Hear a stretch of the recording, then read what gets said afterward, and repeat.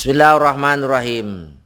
Alhamdulillahi ala silati summa salamullahi ma salati. Alhamdu itu segala puji lillahi adalah milik Allah. Ala silatihi atas anugerahnya. Summa salamullah kemudian penghormatan Allah. Ma'a sholatihi beserta rahmatnya Allah. Ala nabiyin atas seorang nabi ja'a yang datang itu nabi. Bitauhidi dengan tauhid. Wa qad khala sungguh telah kosong apa dinu agama. Anit tauhidi dari tauhid.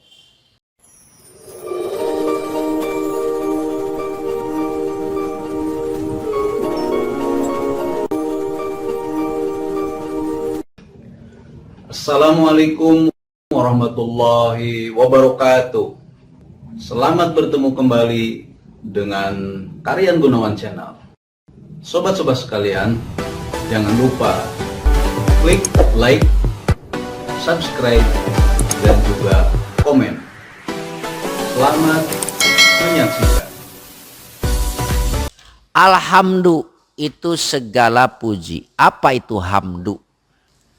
Hamdu menurut bahasa di tengahnya ada as-sana'u bil kalami alal jamilil ihtiyari ala jihati tabzili wa ta'zimi sawa'un kana fi muqabalati nikmatin amla. Menurut bahasa yang disebut hamdu itu sanjungan dengan ucapan atas perilaku yang baik yang dikehendaki karena tujuan mengagungkan.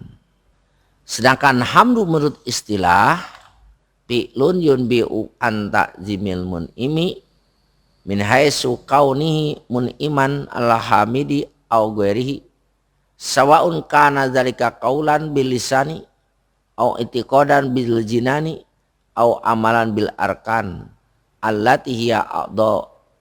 Yang disebut hamdu istilah perbuatan yang muncul dari mengagungkan pemberi nikmat atas si pemuji au ghairi selainnya. Baik itu dengan ucapan, dengan lisan, itikad dengan hati, perbuatan dengan anggota badan. Itu disebut apa tuh? Hamdu. Orang dikatakan memuji kepada Allah. Memuji kepada Allah itu harus berbuat. Berbuat di sini bisa dengan ucapan, dengan amalan, dengan itikad. Ya. Yang misalnya kita sholat. Nah, kita sholat itu perbuatan. Kita baca Quran perbuatan. Kita mengitikadkan ya bahwa nikmat ini datang dari Allah, itu adalah memuji. Ya. Beda ya. Nah sekarang rukunnya memuji. Rukun memuji itu ada 5. 1 hamid yang memuji. 2 mahmud yang dipuji. 3 mahmud bih yang dipakai untuk memuji. 4 mahmud aleh. 5 segat. Nah kemudian Allah wajib dipuji. Jadi alhamdulillah segala puji itu bagi Allah. Ala silatihi dikarenakan Allah telah memberi. Silah di sini pemberian. Jadi karena Allah memberi kepada makhluknya yang begitu banyak, pemberian itu tidak terhingga, maka pantaslah Allah untuk dipuji. Summa salamullah ma'a sholati. Kemudian salam Allah. Apa yang disebut salam? Salam itu tahiyyatuhul laiqah bihi bihasabima indallah. Yang disebut salamullah itu penghormatan Allah yang layak kepada Nabi. Ya. Jadi salam itu bukan keselamatan, penghormatan yang layak kepada Nabi dari sisi Allah. Jadi Allah menghormati Nabi. Ya, sampai berfirman innaka la'ala khuluqin azim. Ya, engkau itu memiliki akhlak yang begitu agung. Nah, itu pujian. Pujian itu berarti penghormatan. Nah, itu salamullah tuh. Nah, kemudian di antara lagi penghormatan Allah kepada Nabi Muhammad, Nabi bisa mendengar langsung firman Allah. Mendengar firman Allah ketika beliau diisrakan, dia mendengar firman Allah. Ya, itu salah satu daripada bentuk penghormatan. Diisrakan, dipanggil, ya, kemudian di sana bercakap-cakap dengan Allah, kemudian mendapatkan perintah sholat langsung. Nah, itu namanya apa? Penghormatan. Kemudian ma'as sholatihi, beserta sholawatnya. Apa sholawat Allah? Nah, sholawat Allah, ya, yaitu takzimnya Allah atau sebut rahmat Allah yang disertai dengan mengagungkan. Ya, lagi. Jadi jangan sholawat itu diartikan asal-asalan sholawat. Jadi sholawat apa tadi? Nah, rahmat Allah yang disertai dengan mengagungkan. Nah, untuk siapa rahmat Allah ini? Ala nabiyyin ja'a bitauhidi. Semoga tetap atas seorang nabi. Siapa nabi? Nabi itu menurut bahasa berasal dari kalimat nabwah. Nabwah itu tempat yang tinggi. Jadi kalau diartikan nabwah tempat tinggi, berarti nabiyun itu seorang yang punya kedudukan yang tinggi. Itu kalimat nabwah, arifah. Ada juga nabi itu diambil dari naba. Naba itu berita. Jadi kalau nabi itu mukhbir, pemberi berita. Jadi pemberi berita itu dia memberitakan kepada kita tentang hukum-hukum Allah. Kalau kita gabungkan keduanya, nabi itu orang yang tinggi kedudukannya membawa berita Allah kepada kita yang berisi hukum-hukum Allah. Itu disebut nabiyun. Lalu apa arti nabi menurut istilah?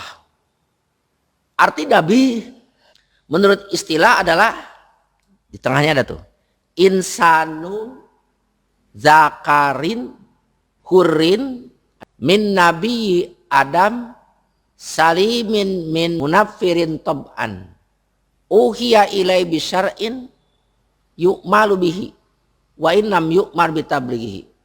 Ammar rasulu payu arropu bimazukir lakin matakin bikaulina. Nah, apa yang disebut nabi?